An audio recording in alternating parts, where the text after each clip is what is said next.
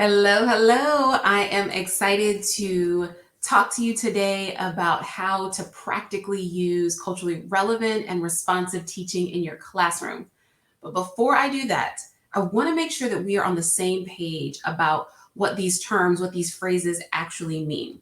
Culturally relevant teaching, culturally responsive teaching. Although those two phrases are often lumped together, there are some nuances and some variations, but they do work very well together, right? They complement each other, and I believe that they should be used together. First, I want to define both the words relevant and responsive. I've already defined the word culture at length in season 1, episode 2. The episode is called What is Culture? So you can run right on back and check that out. I will also make sure that I link to that episode in the show notes. So the word responsive, according to Merriam-Webster's dictionary, it is quick to respond or react appropriately or sympathetically, whereas relevant means having significant or demonstrable bearing on the matter at hand. So even hearing these two definitions, I think you can see how these phrases are approaching teaching from slightly different vantage points. But again, they work well together.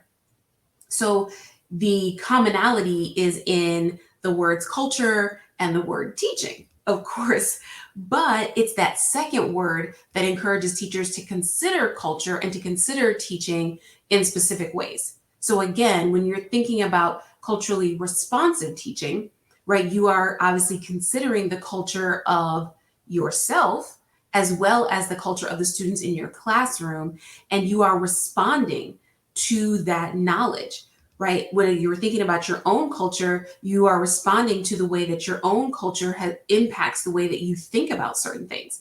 And maybe that response means, maybe it means changing or shifting an expectation that you might have. And then thinking about your students, when you understand their culture, you are able to respond appropriately or sympathetically, thinking about behavior and disciplinary measures, or even ways to reward certain students.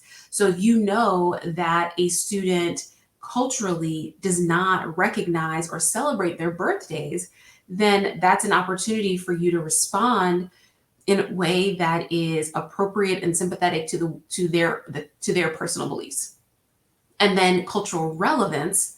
So of course you are bringing in aspects of that student's culture that are relevant to the ways that you are asking them to engage in the classroom and are relevant to the lessons that need to be learned.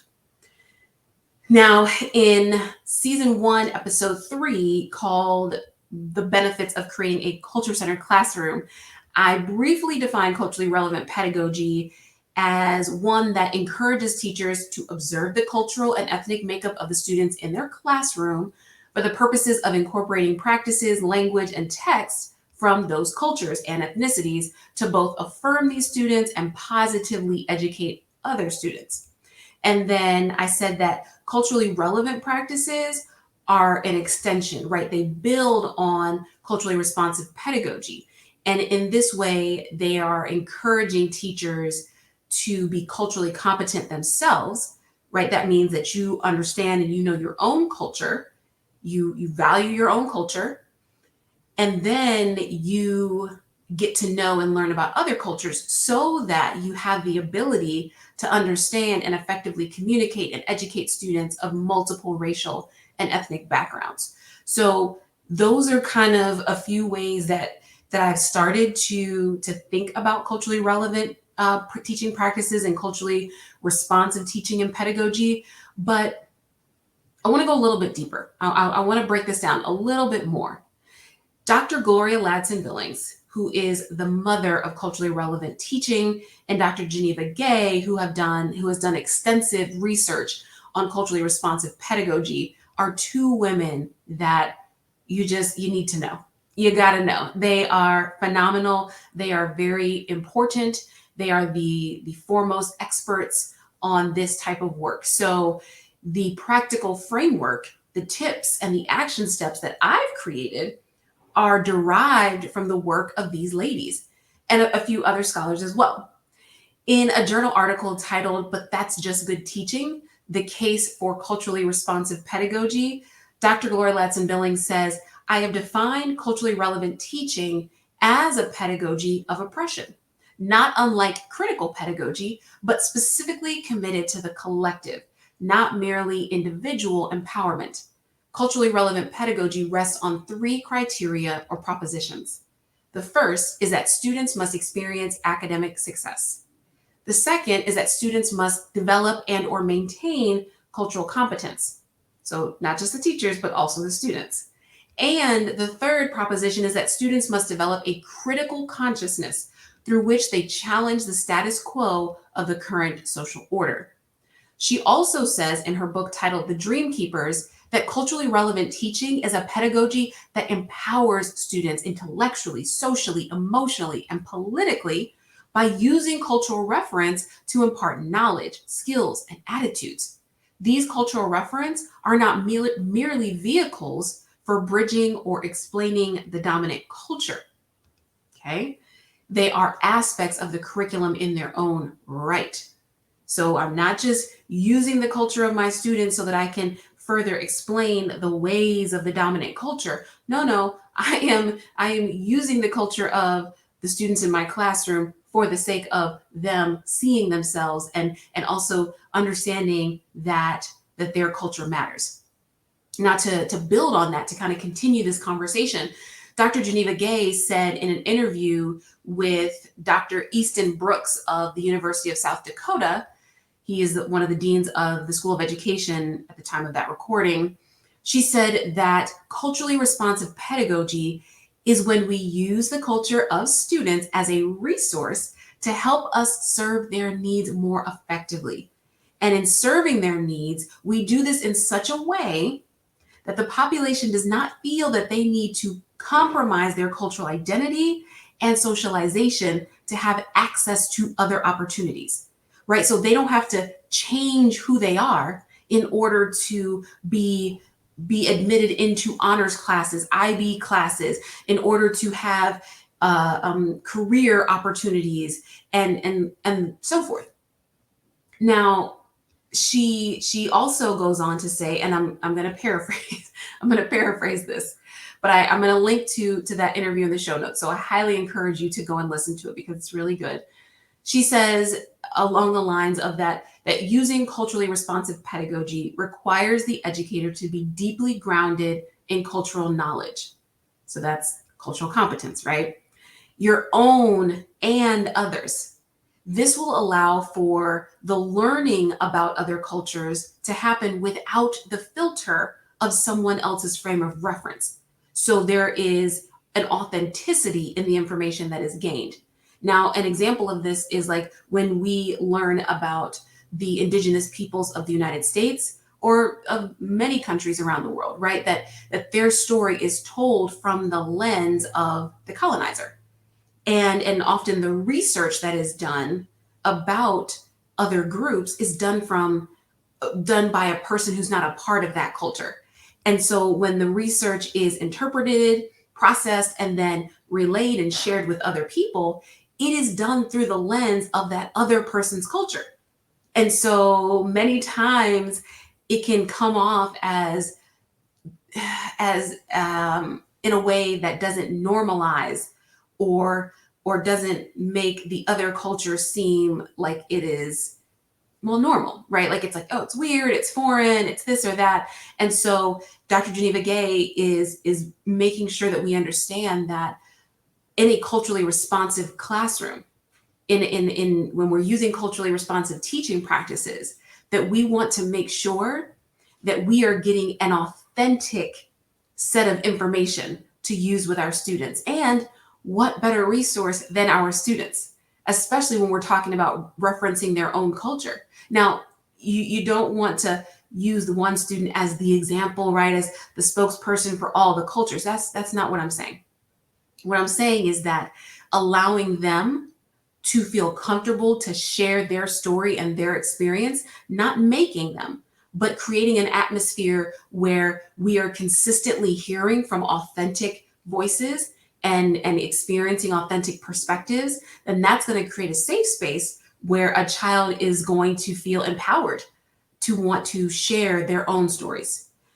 So, with that being said, okay, because that was a lot, but many times on this podcast, I share ways that you can create a welcoming and inclusive environment, and I'm using culturally relevant pedagogy and culturally relevant and responsive teaching as my foundation.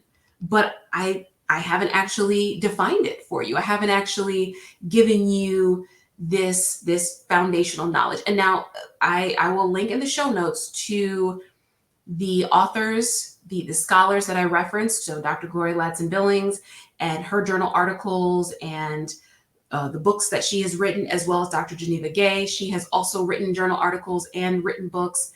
And I will make sure that I link to a couple of other scholars that I find to be really pivotal, that their work has been very transformational. So there is Zaretta Hammond and her work, Culturally Responsive Teaching in the Brain.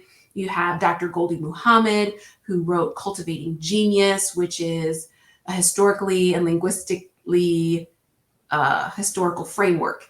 I'm butchering the name of it right now, and I apologize because that book is phenomenal. So I'll make sure I link to it in the show notes. And then another book that I really have enjoyed is Choosing to See. And that book was written by Dr. Kyndall Brown and Pamela Seda. So I'll make sure I link to those works so that you can continue to do this work on your own, right? Independently. And then we can continue to have these conversations. So without further ado, I want to make sure that I share with you these 5 ways to ensure that you are knowledgeable about and intentional when leveraging the culture of your students in an effort to increase student engagement and academic achievement in your class. So again, we're thinking about those words and those definitions, those phrases. So the first thing is to consider the filters and the lenses through which you were taught to be a teacher and the impact that has on the way that you teach. For myself, I would consider my own learning experience in school, as well as at home, church, summer camps, wherever else I was taught some things. And then I would reflect on the education program that provided my formal teacher training. And then finally, I would consider the culture of the schools where I previously taught. And then think about the attitudes of leadership and other teachers at that school towards student achievement and appropriate behavior and ability to question ideologies in an effort to grow and develop critical thinking skills. So that's the first thing, is to consider the filters and the lenses through which you were taught to teach. The second is to get to know your students authentically. Excuse me. And this means allowing them to write their own story, to tell their own story. You want to learn about the lived experiences that have shaped their academic identity as well as their personal individual identity. Shonda Rhimes wrote a book called The Year of Yes, and I highly recommend that you read it. And in that book, she says, I no longer see people how I would rewrite them. I see them for how they write themselves. When I read that, I was like, okay, that quote right there is going to be a staple in the workshops that I lead with teachers, in the coaching sessions and the conversations. And it's going to be something that I post up in my office on my laptop so that I can see that and remind myself that in my own personal life and in my professional life that I have to be careful about writing someone else's story. So that means that we want to allow for our students to grow and to change and to become the best versions of themselves. This means truly setting aside the stories from last year, even if you were their teacher, because there was a year when I taught 7th grade and then I went up and looped up or whatever, and I taught that same group of students in 8th grade. And I seriously had to lay down the stories from the previous year. Now, I did not lay down the relationships, right? Because we had started to build a relationship. but I wanted to give them a chance to rewrite their own story, to write a new story. And this means that even with your students who have an IEP or a 504, yes, you want to keep that information in your mind because that is going to inform the way that you design their lessons, of course, right? And the amount of time that they are given on certain activities and all of that. But do not allow it to define that student. Okay, the 504 and the IEP helps to define their learning experience, but it does not define the student. And we don't want it to limit their ability and their potential in your classroom. The third thing to consider is that you want to intentionally audit and revamp lessons that you have already created. So consider the lesson that you're going to revamp in regard to the cultural identities of the new students in your class. Think about any current events that might have increased their awareness, that might have increased their awareness of certain topics, but then might also make your lesson more relevant because it's got real world connections. Also, think about opportunities for your students to learn about themselves during this lesson. So again, you've got a new group of students and they are going to have other learning needs, lessons that they're going to need to learn about themselves that are different, right? That are different from the lessons maybe that some of your other students were learning in previous years. I want you to think about how this lesson can affirm a child's identity, how it can celebrate their curiosity, how it can celebrate their curiosity about understanding different beliefs and behaviors and ways of being, and how it can welcome the opportunity to grow and to change as they reflect and learn. The fourth thing to consider, the fourth way to use culturally relevant pedagogy in your classroom is to remember to incorporate the 4 types of resources: windows, mirrors, maps, and sliding glass doors. Now, I talked about these in season 2, episode 4, I think. I should have looked this up before I started talking. But I talked about these 4 types of resources. And I want you to remember to incorporate those when you're selecting materials to support learning. This means the books, of course, in your classroom library, as well as the posters that are on the wall in your classroom, and the information that is shared about important and influential people in each discipline, the partnerships that you create with outside organizations and the people that are brought in to speak on a particular topic or to help mentor the students. How do we want to make sure that all of that, because those are all resources, right? Just textbooks and computers, those are not the only resources.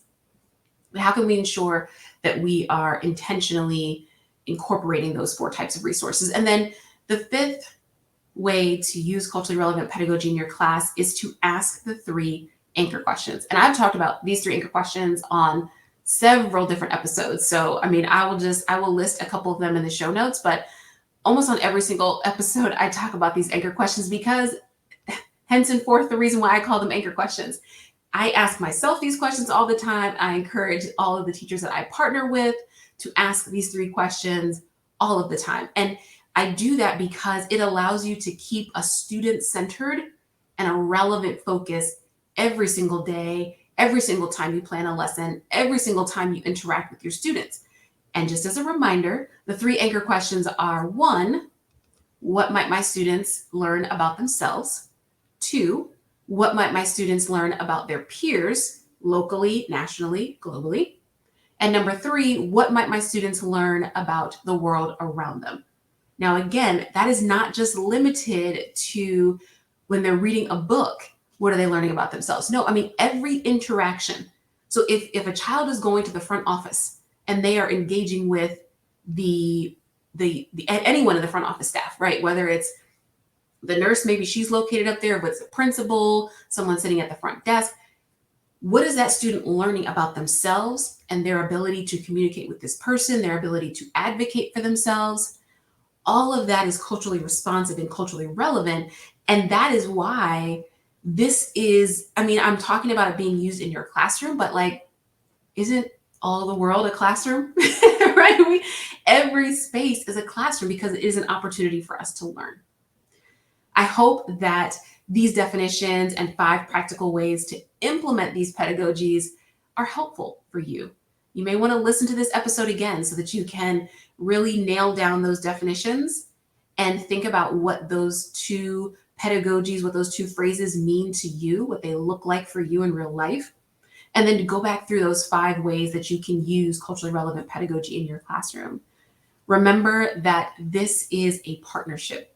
You and I are partners on this journey, and I am honored that you would show up every week and listen to this podcast to gain some new insights and inspiration. And I don't want you to get stuck. So don't hesitate to reach out to me on Instagram or on LinkedIn to send me a message and ask me any questions. But also remember that if you have a specific need, right? If you want some specific support with lesson plans and curriculum mapping and classroom library audits, because listen, I'm just going to be honest.